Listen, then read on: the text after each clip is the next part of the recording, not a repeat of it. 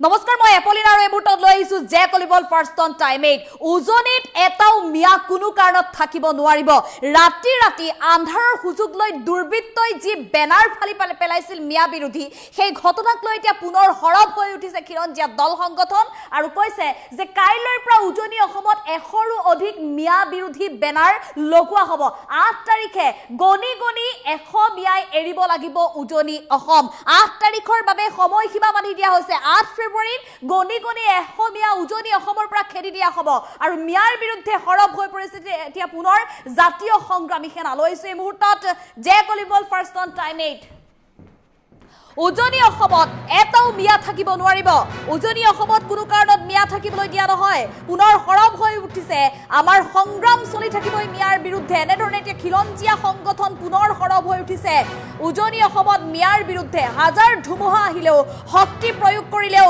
নহব এই অন্তিমটো সকিয়নি 8 ফেব্ৰুৱাৰীলৈ কাইলৈৰ পৰা উজনি অসমত 100ৰো অধিক মিয়া বিৰোধী বেনাৰ লগোৱা হ'ব কেৱল শিৱসাগৰ নহয় উজনি অসমৰ প্ৰতিখন জিলাই জিলাই মিয়া বিৰোধী বেনাৰ লাগিব অহা 8 তাৰিখে গনি 100 মিয়া খেদা হ'ব শিৱসাগৰৰ পৰা আৰু এই অন্তিম সময়সীমা বান্ধি দিছে উজনি অসমত খিলঞ্জীয়া দল সংগঠনে এটাও মিয়া ৰাখিব নোৱাৰিব কোনেও উজনি অসমত সুৰৰ দৰে বেনাৰ ফলা লোকক তীব্ৰ নিন্দা জাতীয় সংগ্ৰামী সেনাৰ নিশাৰ ভাগত মিয়া বিৰোধী বেনাৰ ফালি পেলাইছিল দুষ্কৃতিকাৰীয়ে এই ঘটনাৰ পিছতে হৰব হৈ পৰিছে এতিয়া জাতীয় সংগ্ৰামী সেনা ইউনুছ তামুলীৰ দৰে নেতাই ঘৰৰ ভিতৰত মোবাইল লৈ ডাঙৰ কথা ক'লেই নহ'ব খিলঞ্জীয়া হৈও ইউনুছে কিয় নগাঁও মৰিগাঁৱৰ পৰা আনিব লগা হ'ল মিয়া ইউনুছ তামুলীক প্ৰশ্ন কৰিছে এতিয়া খিলঞ্জীয়া দল সংগঠনে শিৱসাগৰত কাম কৰিব পৰা মিয়া যুৱক শিৱসাগৰত কাম কৰিব পৰা অসমীয়া যুৱক নাছিল নেকি শিৱসাগৰত কাম কৰিব পৰা অসমীয়া যুৱক নাছিল নেকি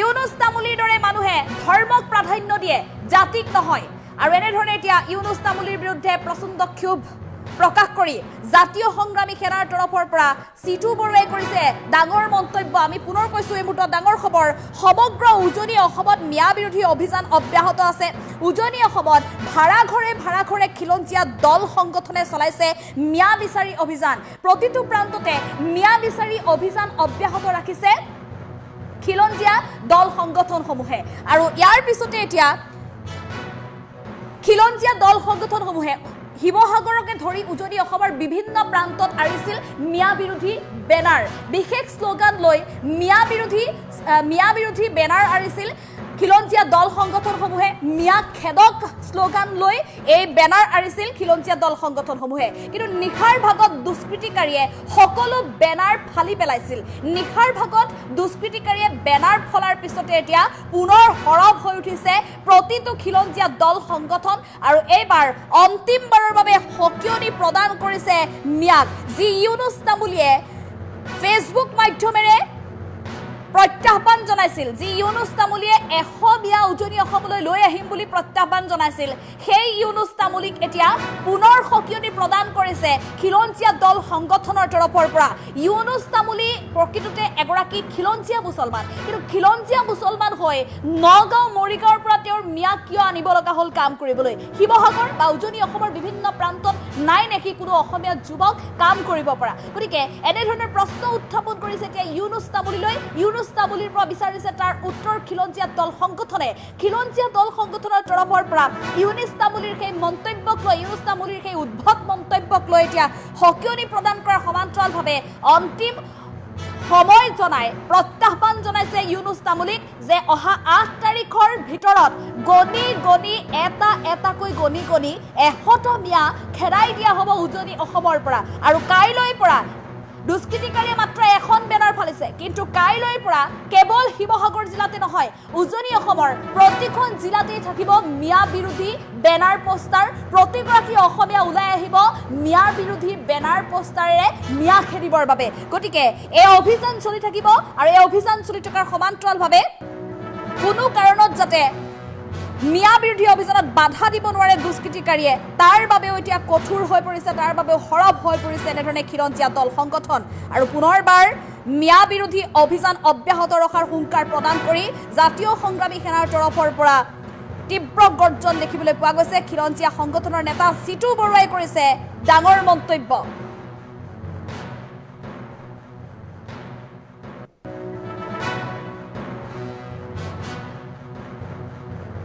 যোৱাকালি ৰাতি কিছুমান আমি জাতীয় সংগ্ৰামী অসমে শিৱসাগৰ জিলাত বিভিন্ন আমি বেনাৰ পোষ্টাৰ লগাইছিলোঁ অবৈধ সন্দেহযুক্ত নাগৰিকৰ আগ্ৰাসনৰ বিৰুদ্ধে ৰাইজক সজাগ কৰিবৰ কাৰণে আৰু কিছুমান যোৱাকালি ৰাতি ভটিয়াপাৰাত থকা আমাৰ বেনাৰখন ফালি পেলাইছে। ইয়াৰ পৰা এটা কথা স্পষ্ট হৈ পৰিছে, আজিৰ তাৰিখত আমাৰ অসমত এনে কিছুমান জাতিদ্ৰোহী দেশদ্ৰোহী মানুহ সোমাই আছে যিসকল মানুহে অসমখনক বাংলাদেশ বনোৱাৰ ব্লুপ্ৰিণ্ট ৰচনা কৰিছে। আমাৰ কথা স্পষ্ট, এই ধৰণে চোৰৰ দৰে কিছুমান লোকে আমাৰ বেনাৰ ফালিলেও আমাৰ সংগ্ৰামখনক কেতিয়াও কিন্তু বন্ধ কৰিব নোৱাৰিব। আমাৰ সংগ্ৰাম চলি থাকিবই। উজনি অসমত এটাও মিয়া কোনো কাৰণতে থাকিব নোৱাৰিব। হাজাৰ ধুমুহা আহিলেও হাজাৰ শক্তি প্ৰয়োগ কৰিলেও এটাও মিয়া উজনি অসমত থাকিবলৈ নিদিওঁ, বহল কৰি দিয়া এইটো কথা স্পষ্ট। দ্বিতীয়তে আৰু এটা আমি কথা ক'ব বিচাৰিছোঁ যে অহা কাইলৈৰ পৰা শিৱসাগৰ লগতে সমগ্ৰ উজনি অসমত 100তকৈ অধিক কিন্তু বেনাৰ লগোৱা হ'ব আৰু অহা 8 তাৰিখে শিৱসাগৰৰ পৰা গণি 100 মিয়াক কিন্তু খেদা হ'ব। কাৰোবাৰ যদি দম আছে এটা মিয়া ৰাখি দেখুৱাওক, কাৰোবাৰ যদি দম আছে এটা মিয়া কিন্তু শিৱসাগৰ ৰাখি দেখুৱাওক। এই ধৰণে চোৰৰ দৰে কিছুমানে বেনাৰ পোষ্টাৰ ফালিলে ভাল নেদেখুৱায়। যদি দম আছে মুখামুখি আহিবোলা যদি দম আছে মুখামুখি হৈ ইয়া। এই ধৰণে ৰাতি চোৰৰ দৰে বেনাৰ ফলা মানে যদি সাহস আছে মুখামুখি হৈ ইয়া, যদি সাহস আছে মুখামুখি হ। এই ধৰণে বেনাৰ পোষ্টাৰ ফালি আমাৰ সংগ্ৰামখনক কোনেও কিন্তু ৰুদ্ধ কৰিব নোৱাৰে। আমাৰ সংগ্ৰাম চলি থাকিব, এটাও মিয়া উজনি অসমত থাকিব নোৱাৰিব। আৰু দ্বিতীয়তে ইউনিছ তামুলী নামৰ এটা যিটো বুলি কৈছোঁ আমি, এটা কৈছে যে 8 তাৰিখে হেনো শিৱসাগৰলৈ তেওঁ 100 মিয়া আনিব। ঘৰৰ ভিতৰত সোমাই মোবাইলটো লৈ ভিডিঅ' বনাই ডাঙৰ কথা ক'লে ৰজা হৈ নাযায়। যদি ইউনিছ তামুলী দম আছে নিজৰ ঘৰৰ পৰা 100 মিটাৰ দূৰত থকা দলমুখ চাৰিআলি আহি দেখুৱাওক। যদি দম আছে ঘৰৰ ভিতৰত ভুকি থাকি লাভ নাই। আমিও কৈছোঁ যে অহা 8 তাৰিখে জাতীয় সংগ্ৰামী অসমে শিৱসাগৰৰ পৰা গণি 100 মিয়া খেদিম। কাৰোবাৰ দম আছে যদি আমাক ৰখি দেখুৱাওক। আৰু ইউনিছ তামুলী হৈছে এজন খিলঞ্জীয়া মুছলমান ব্যক্তি, তেওঁ হৈ কি কাৰণে নগাঁৱৰ পৰা মিয়া আনিবলগীয়া হ'ল, কি কাৰণে মৰিগাঁৱৰ পৰা মিয়া আনিবলগীয়া হ'ল? তাৰ মানে আমাৰ অসমত বা শিৱসাগৰত অসমীয়া মানুহ নাছিল নেকি? অসমীয়া যুৱক নাছিল নেকি যে কাম কৰিবৰ কাৰণে নগাঁৱৰ পৰা যে মিয়া আনিবলগীয়া হ'ল, মৰিগাঁৱৰ পৰা যে মিয়া আনিবলগীয়া হ'ল? তাৰ পৰা এটা কথা স্পষ্ট হৈ পৰিছে যে ইউনিছ তামুলীৰ দৰে একাংশ মানুহে ধৰ্মটোক প্ৰাধান্য দিয়ে, জাতিটোক কেতিয়াও প্ৰাধান্য নিদিয়ে। আৰু এই ধৰণৰ কৰ্মকাণ্ড কেতিয়াও শিৱসাগৰত হ'বলৈ দিয়া নহ'ব। এই ধৰণৰ সাম্প্ৰদায়িক বিষয়বস্তু বিয়পাব পৰা মানুহৰ কৰ্মকাণ্ড কেতিয়াও শিৱসাগৰত কোনো কাৰণতে কেতিয়াও আমি হ'বলৈ নিদিওঁ। মিয়া শিৱসাগৰৰ পৰা যাব লাগিব, মিয়া উজনি অসমৰ পৰা সম্পূৰ্ণভাৱে যাব লাগিব, সেইটো কথা স্পষ্ট।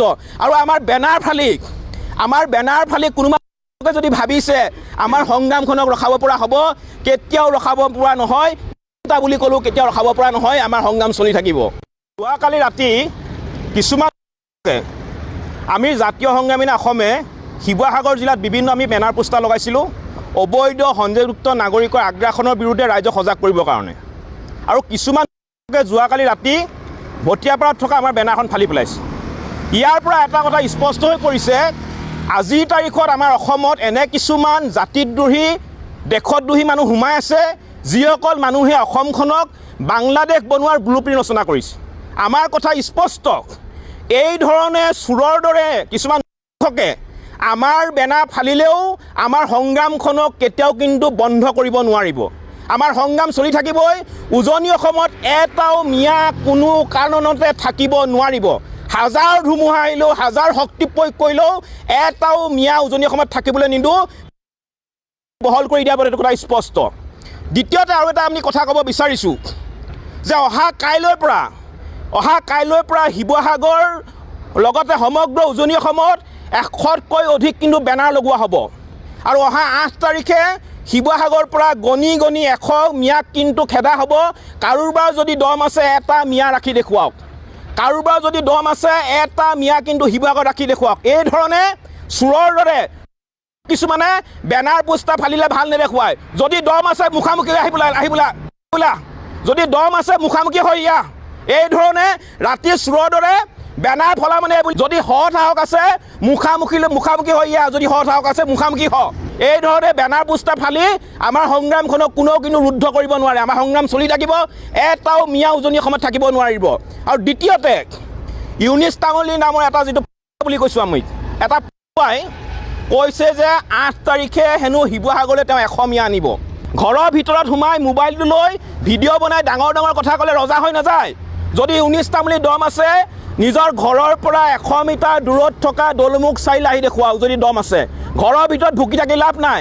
আমিও কৈছোঁ যে অহা 8 তাৰিখে জাতীয় সংগ্ৰামী অসমে শিৱসাগৰৰ পৰা গণি গণি 100 মিয়া খেদিম, কাৰোবাৰ দম আছে যদি আমাক ৰখি দেখুৱাওক।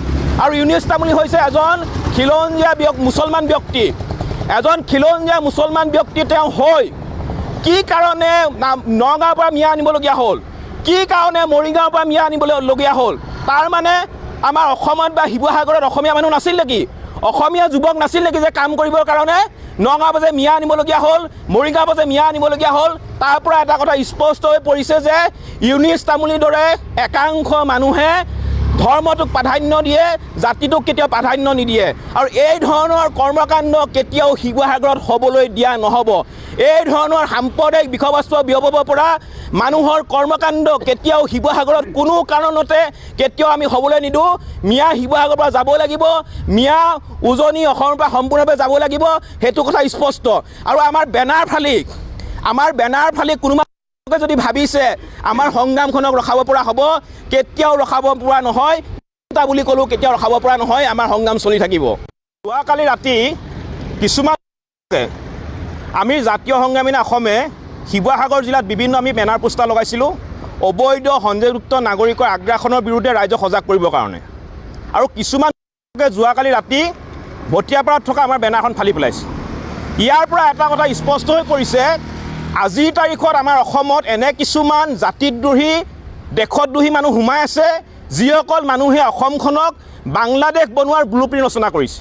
আমাৰ কথা স্পষ্ট, এই ধৰণে